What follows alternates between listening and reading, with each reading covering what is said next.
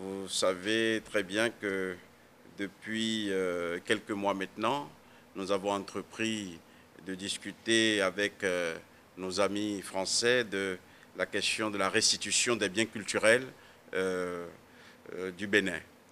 À l'issue de cette correspondance adressée au gouvernement français, j'ai reçu une réponse du ministre Ayrault qui m'a indiqué clairement qu'il avait conscience de la valeur historique et culturelle de ces biens pour notre pays et pour l'ensemble des Béninois, qu'il partage notre souhait de mieux les faire connaître, mais il pense que ces biens ont été intégrés de longue date, parfois depuis plus d'un siècle, au domaine public mobilier de l'État français et que par conséquent, leur restitution n'était pas possible en raison de leur incessabilité, inaliénabilité et d'autres raisons encore. Je pense que ce sont des arguments qui normalement ne résistent pas à l'analyse qui est la nôtre. Et j'ai donc entrepris, sur instruction du président de la République, de rencontrer les autorités françaises.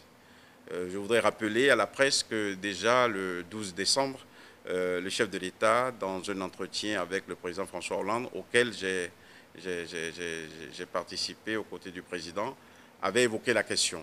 Et le président François Hollande a eu la grande sagesse de proposer que l'on mette en place une commission mixte entre nos deux pays donc pour discuter des modalités de mise en œuvre de cette revendication pour que nous puissions trouver des avenues puisqu'il y a plusieurs solutions possibles. De ma conversation avec le ministre français des Affaires étrangères et du développement international, je retiens une impression d'ouverture. Donc je crois que l'espoir est permis. Encore une fois, c'est dans une démarche de coopération, c'est dans un dialogue très intelligent de part et d'autre que nous allons y arriver. Donc pour moi, l'espoir est permis parce que j'avais en face de moi une personne qui comprenait très bien ce que nous voulons.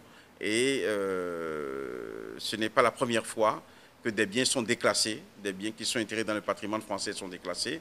Ce n'est pas la première fois que des biens sont mis en dépôt. Ce n'est pas la première fois non plus qu'il y a eu des restitutions pures et simples.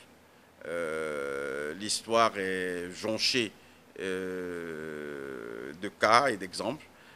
Donc, je suis assez optimiste quant à l'aboutissement de notre démarche, mais cela nécessite du travail, cela nécessite de la sérénité, cela nécessite de la confiance mutuelle et je crois que le ministre français des Affaires étrangères et moi-même, nous faisons confiance et cela, à mon avis, devait permettre d'avancer assez bien.